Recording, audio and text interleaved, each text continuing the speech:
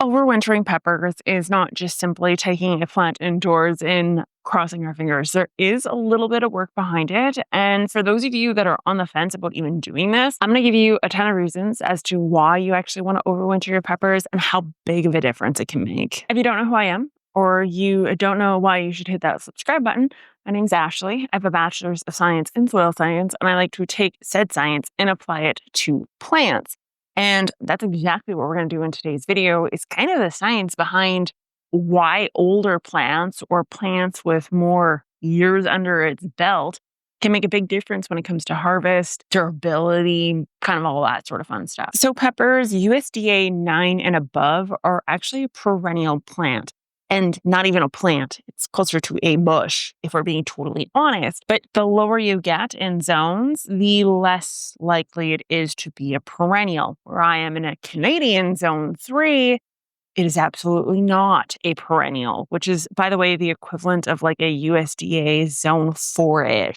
Now, this rule can apply to all peppers, whether it's bell peppers, jalapenos, habaneros, you name it. And the idea here is not so much to save the plant as it is to save the root mass. So what we're aiming for is the root mass over this foliage type stuff. The foliage, we'll go over how much of even this above ground biomass you need to keep. It's not much. That's your big hint. The main thing is actually the root mass below. And this isn't just me spouting out of my back end.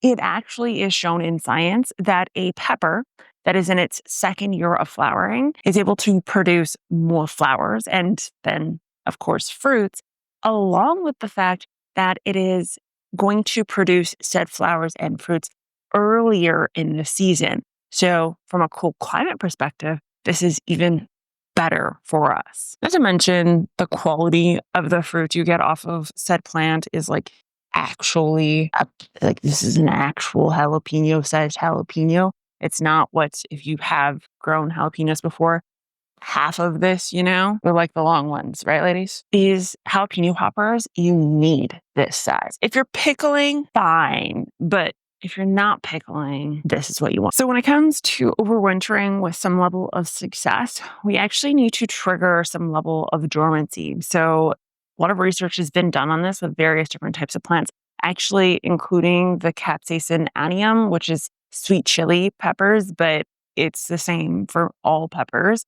And that is when the photoperiod, the light hours begin to decrease, along with the temperatures, the plant itself begins to go into a dormancy. So you will notice less new growth, less flowering, more drooping, and kind of a things starting to turn red, like jalapenos starting to turn red type thing. And that is because the plant is going into a dormancy similar to that of our trees and our shrubs that we have in our cooler climates. So the key here is not to force the issue. We don't want to take the peppers indoors or shut them down before that dormancy has begun to set in. Because if we force it, then we have a plant that is very actively growing still, and we're trying to put it to sleep. And it's like trying to put your toddler to sleep after you gave it full-blown sugar Coke. It's just not a thing.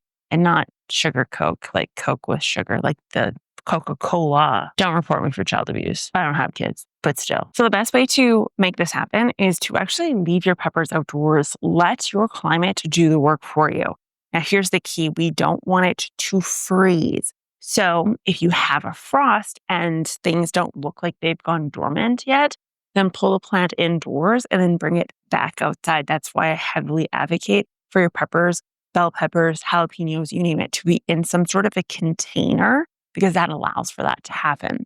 So once things get cool, days begin to shorten, usually around like mid-September, beginning October, you can start to actually look at manipulating the above ground structure to help really push that dormancy effect. So this plant here is beginning to go dormant. And the reason I know this is because I have no new growth, no new flowers, and you can see the leaves themselves turning color. So they are beginning to turn yellow, similar to that of the trees. Now, pepper plants don't turn yellow and drop their leaves. but they definitely go from kind of that dark green to a lighter green to a yellowish tinge. So that is what I'm looking for. And that's actually what I have on this plant right here. You can actually repeat this process with the same pepper plant for around 5-ish years. That's kind of the lifespan of a single plant. Any plant has a lifespan. Oddly enough, they can't live indefinitely. So you can expect your shrub that is a pepper to survive somewhere around the 5-year mark when you're doing the overwintering process, and as long as you're ensuring that that dormancy does take effect. So when it comes to the physical plant itself and what you want to do is you want to go in and you want to make some strategic cuts. So you guys are going to come a little bit closer so we can do exactly that. Okay, so on this plant, we're obviously going to go through and we're going to remove the peppers themselves, because those are not going to stay. You could leave these smaller ones. They'll fill up with some water and maybe they'll get a little bit more fleshed out, but they're not going to end up anything like your normal sized pepper. Anything that's red for sure take off. But like this, for example, can come off. Goodness graciousness. This one will take off, although this one could have gotten a little bit bigger as well. I'll leave that guy on. Okay, so now you want to assess the plant itself. And the way to do that is actually to remove all of the leaves, oddly enough. So let's go through and remove all the leaves so we can see structure-wise what we have on this bad boy.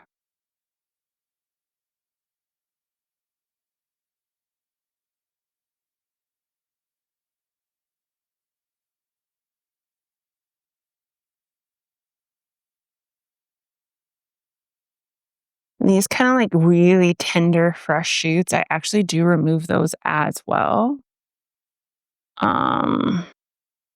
Just because they tend to not overwinter very well, and they do tend to kind of go brown, yellowish, and desiccate in a way. So I do take away stuff like that. So wherever it looks like relatively fresh, if I can pull it with my finger, it comes off.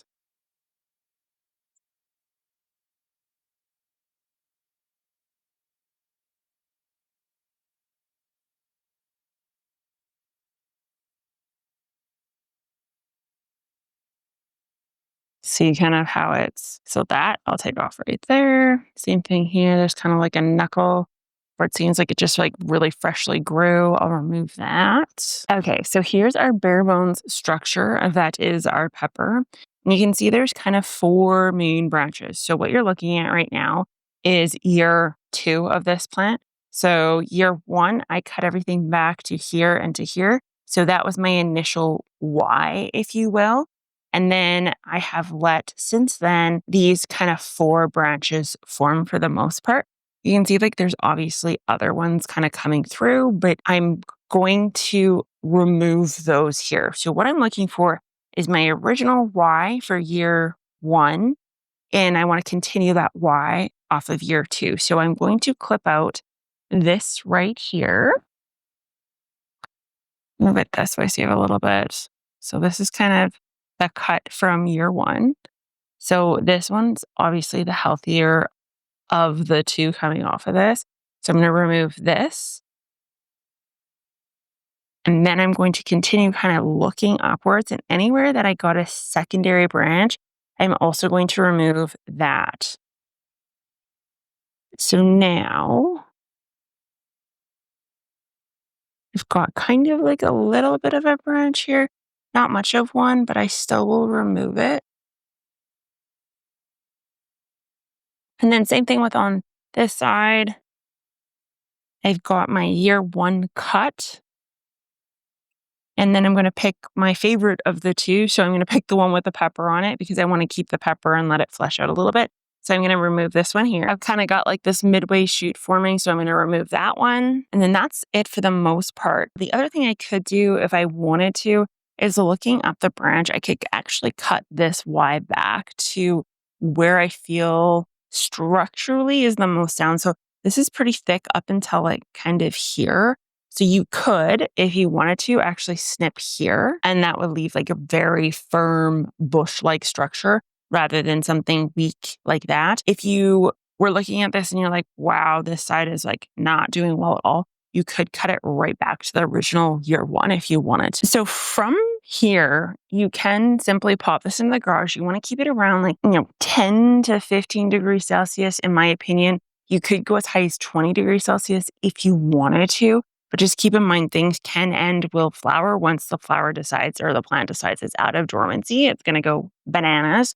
So what I like to do is keep it around that 10 to 15 degree mark, relative darkness, but continually checking up on the plant. So the moment I notice new growth or leaves beginning to form, I immediately move it under a grow light, and then I treat it as though it is a plant that is about to go outdoors. And this tends to happen around December-ish. You can usually only put them to sleep for 2 to 3 months-ish at most. When it comes to watering, even if they're not in light, you want to water them a little bit. You kind of want to put them on like a succulent watering schedule where they do get watered, every second-ish week, but they don't get watered with much water, just a little tiny bit. And again, that is whether it's putting on leaves or if it's in the dormancy period. Once it really begins to flush out, we want to avoid kind of that drooping, that loss of turgor pressure due to lack of water. And we want to continue to water. We want to give substantial enough water that does not happen. Now, some issues you may run into are pests. So if you have houseplants, I would not put this plant anywhere near said houseplants. I would keep it in a separate space. You have removed a vast majority of the leaves and the debris from this plant. So the bug risk is less for sure, but not zero. So keep that in mind. The other thing you may want to look at is actually removing the plant from its original pot, potting it up into a smaller container. And by smaller, I mean a nursery pot that the root ball can fit into, and actually knocking off as much soil as possible and then potting it up into new soil in and around the roots. The key here, though, is remember how we are wanting the biomass below ground over the biomass above ground. Well, we need to continue that trend. So if we choose to remove it from its original container, we need to take as much root as physically possible.